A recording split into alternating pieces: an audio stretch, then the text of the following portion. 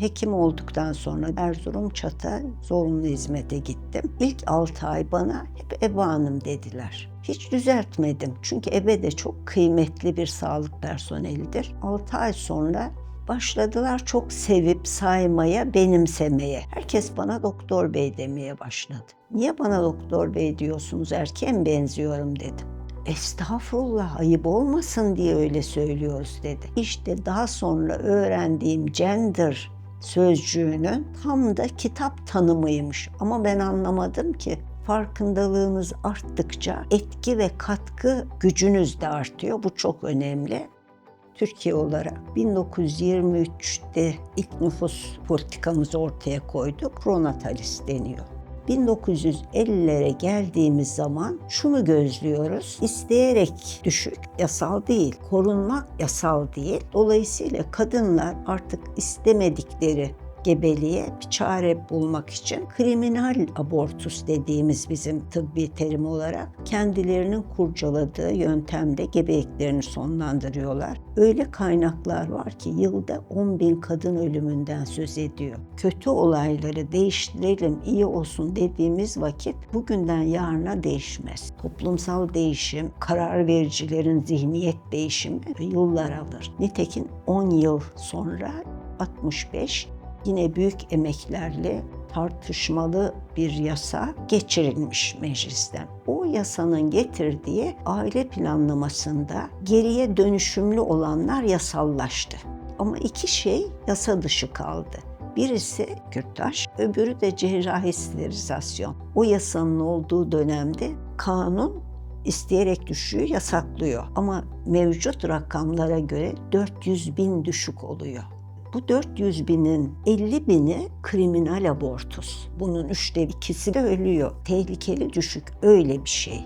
İstenmeyen gebelik, buna bağlı isteyerek düşükler Türkiye'de sorun olmaya devam etti. Yani 83 yasasının temeli, gerekçesi böyle atıldı. Benim o dönemde 5 yılımı alan bir çalışma yaptık ve yasaya girmesini planladığımız maddeleri çalıştık, ortaya koyduk. Ama yasaya girmesi lazım. Bakanlıkla olan işbirliğimiz nedeniyle de 2827 sayılı yasanın taslağı hazırlanmaya başlandı. Yasa ile ilgili konuşmalar oldu, artı eksi konuşmalar. Böyle bir negatif hava sezdik. Sağlık Bakanı bize döndü. Dedi ki arkadaşlar, Sağlık Komisyonu sizin yasa teklifinde 12 hafta istek üzerine kürtaj yasallaşsın süresini 12 değil 10'a indirirseniz biz komisyon olarak sizin arkanızda duracağız, sizi destekleyeceğiz. Öbürü yasayı kaybettiriyor. Bakan olur dedi, yasa kabul edilmiştir dedi, tokmağı vurdu, bitti. O tarihi fotoğrafı Türkiye Büyük Millet Meclisi'nin bahçesinde benim fotoğraf makinemle çektirdik.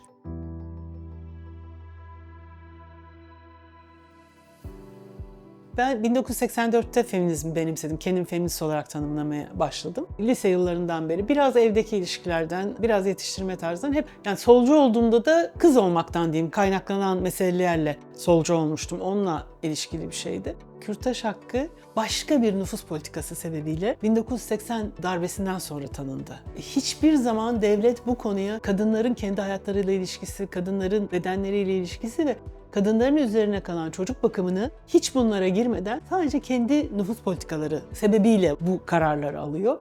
Bir haktır kürtaj. Kadın Kurtuluş Hareketi'nin ilk taleplerinden biridir. Ama aynı zamanda kadınların kendi hayatlarıyla ilgili kararlarını verme. Anne olacağım mı, olmayacağım mı, evleneceğim ama belki anne olmak istemiyorum, evli değilim ama anne olmak istiyorum. Bütün bunların tartışıldığı dönem olduğunu söyleyebilirim. 15 senedir feminist hareketteyim. Mor Çatı gönüllüsü olarak feminist hareketin partisi oldum. Ardından da daha geniş İstanbul'daki feminist kampanyaların ve örgütlenmelerin içinde bulundum. 2000'lerin sonuna doğru kadınların kamu hastanelerine gittiklerinde kürtaj olmakla ilgili sorunlar yaşadıklarını Mor Çatı'daki deneyimimizden tespit etmeye başlamıştık. 80'li yıllardan beri yasada fiilen 10 hafta içerisinde herhangi bir gerekçe göstermeye gerek olmadan gidip kürtaj yapmak mümkünken uygulamada bunun böyle olmadığı bir muğlak alan söz konusu 2000'li yılların sonlarından itibaren. Aslında o bir politikanın ilk adımı değildi. Onun ilk adımı sağlık ocaklarında ücretsiz doğum kontrol yöntemlerine ulaşımının ortadan kaldırılması. Yani artık sağlık ocağında bedava prezervatif dağıtılmıyordu, işte spiral takılmıyordu. Bir nüfus politikasının başlangıcıydı, ilk adımıydı. Sonra tabii kürtajı ve sezaryen'i gayrimeşru bir şey olarak gösteren bir hamle yaptı.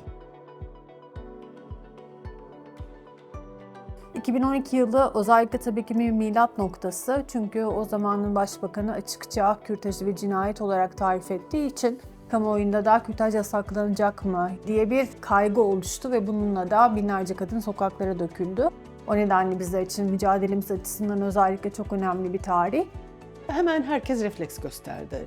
Biyanet inisiyatifiyle başlayan benim bedenim benim kararım. İnsanlar göbeklerine yazıyor, gösteriyor onu. Yani hem bedenini gösteriyorsun hem işte hamile kaldığında görünen yer orası. Başka yerlerine yazanlar da vardı. O başladı. Bunun üzerine düşündüğümüz bir feministlerin olduğu topluluk oldu. Ben orada çalıştım. Türkiye'nin her yerinde eylemler olmaya başladı ve bu eylemlere katılan, işte o kalabalığı toplayan insanların önemli bir kısmı herhangi bir örgütle bağlantılı değildi. Kürtaj öyle bir mesele ki her kadın bir gün buna ihtiyacı olabileceğini biliyor. Yoldan geçiyoruz, kadınlar da katılıyor. Yürüyoruz, bir daha bile yürüyüş oluyor. Birileri daha katılıyor, birileri daha geliyor. Hem o broşürle evlere girilebildi, mahallelerde falan dağıtıldı. Aynı zamanda çok iyi bir basın çalışması yapıldı. Her kanalda neredeyse bir feminist kadın bundan ilgili konuştu. Türkiye'ye bunu konuşturduk. O zaman bugünden farklı bir zaman her anlamda. Toplumsal mücadeleler başka bir yerdeydi. Hani sokakta istediğiniz gibi eylem yapabiliyordunuz. Bunları bugünden hayal etmek zor elbette. Bu kadar farklı kadınları bir arada tutan şey alandaki analizlerin ve sloganların sınırlı tek hedefli olması. Kürtajdan bahsediyoruz, bazen sezaryenden bahsediyoruz, çok çocuk doğurma meselesinden bahsediyoruz, hani 3 çocuk meselesinden bahsediyoruz. Kadınların doğurganlığının, kadınların bedenlerinin, anneliklerinin denetlenmesi meselesi üzerinden bahsediyoruz. Her kadın kendini buluyor burada. Bununla ilgili en aslında görünürlüğü olan ve yaygın, sözü de çok yayılmış kampanyalardan bir tanesiydi. Kürtaj Haktır Karar Kadınların kampanyası. Kürtaj Haktır Karar Kadınların bir tartışmanın, bir sohbetin sonucunda çıkmış bir şey. Karar Kadınların bedenden bağımsız bir şey söylüyor ve daha geniş bir şey ve hakikaten annelik insanın hayatını tamamen değiştiren bir şey. Türkiye onu tartıştı ve AKP şeyi geri alamadı, yasaklayamadı kürtajı. En azından yasal olarak. Fiilen sınırladı ama bugün yasak değil kürtaj. Fiilen sınırlanıyor. İkisinin arasında çok büyük fark var. Diğer sağlık hizmetlerinden farklı bir şekilde nerede nasıl erişeceğinizin muğlak olduğu ve kimsenin bilgi paylaşmadığı somut bir durum içerisinden geçiyoruz. Bunun İstanbul genelinde nasıl bir karşılığı olduğunu anlamak için 2014 yılında şöyle bir araştırma yaptık. Tek tek aradık o zaman İstanbul'daki bütün mevcut kamu hastanelerini ve telefonda sorduk. Kürtaj yapıyor musunuz, yapmıyor musunuz diye. Telefonu kapatanlar, kürtaj yasak diyenler, 8 haftaya kadar mesela yapıyoruz diyenler gibi farklı yanıtlar aldık. Daha sonra da bu araştırmayı Türkiye'nin farklı yerlerinde faaliyet gösteren kadın örgütleriyle birlikte yaptık. Onlarda da çok benzer bir yanıt aldık. Kimi şehirlerde hiç yapılmadığını, mesela işte İstanbul gibi bir şehirde işte bir hastaneyle sınırlı olduğu gibi çok çarpıcı sonuçlar elde ettik. Öyle bir algı yaratıldı ki sanki kürtaj yasakmış gibi ve kürtaj olmaya ihtiyaç duyan bir kadın buna erişemeyeceğini düşünüyor. Sadece devletten bir şey talep eden sokak gösterisi değil, evlerin içindeki hayatı değiştirecek. Çünkü feminist mücadele evi değiştirir. Bunu sokaktan da yapar ama başka şeyler de var. Birkaç şey yapıldı. Bunlardan bir tanesi yapan kliniklerin ve ulaşılabilir kürtaj hizmetinin listesini platformu, yani Kürtaj Haktır Karar Kadınların platformunun sitesinde duyurmak. İkincisi Women on Waves, dalgaların üzerindeki kadınlar demek. İşte bir gemileri var. O gemide kürtaj hizmeti var. Kadını alıyorlar, uluslararası sulara çıkarıyorlar, kürtajını gerçekleştiriyorlar, sonra ülkesine bırakıyorlar. Öyle başlayan bir hareket. Daha sonra bu tıbbi kürtaja desteği sunmaya başlıyor. Bunu da duyurmak. Yani böyle bir hizmet var. Evinizden çıkmadan, doktorla muhatap olmadan. Çünkü bazı hekimler çok kötü davranabiliyorlar. Üçüncü bir şey, bir broşür yazdık. Neden doğum kontrolüne ihtiyaç var? Kürtaja kadar olan aşama ve kürtaj olmaya noktasına geldiyseniz şunları yapabilirsiniz, şuraya gidebilirsiniz. Epeyce dağıttık. Yani o günkü derdine de kadının çare olan bir şey. Sadece devletin politikalarını değiştiren bir şey. Bir feminist çalışma yöntemi böyledir diye düşünüyorum ben.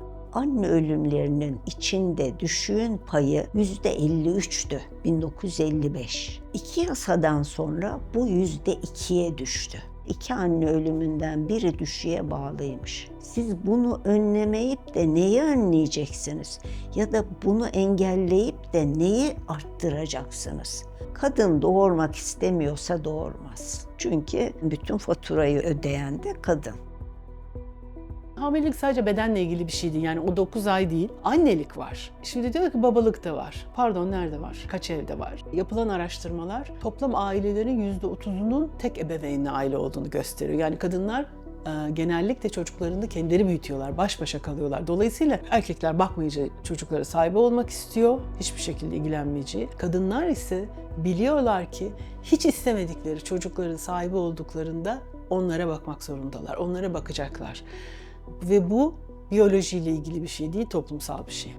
Ailenin daha önceliklendirildiği, aileci bir sosyal politika anlayışının sürmesine rağmen başarısız giden de bir şey var elbette. Onların da farkında olduğu hem bir politik bir mesele olarak aile yılını getirmeleri ama aynı zamanda bütün bu hani 4 koldan ikna çabasının da gerçek hayatta karşılığının olmadığı da bir zamandayız. Hani kadınlar artık daha geç evleniyorlar, kadınlar artık daha az çocuk doğuruyorlar, daha fazla kadın hiç çocuk doğurmamayı tercih ediyor. Dünya değişirken ve tabii ki hani başka koşullarla da birlikte düşünüldüğünde elbette doğurganlık da statik bir şekilde devam etmiyor. Kürtaj bütün bunların içerisinde nerede diye bakacak olursak kadın cinselliği böyle yokmuş gibi davranılan ama yokmuş gibi davranırken de temel olarak kadınlarla ilgili kontrol edilmesi gereken çok tehlikeli bir konu olarak görüldüğünden kürtajı engellemek, sınırlamak da kadın bedenini kontrol etmenin yöntemlerinden bir tanesi.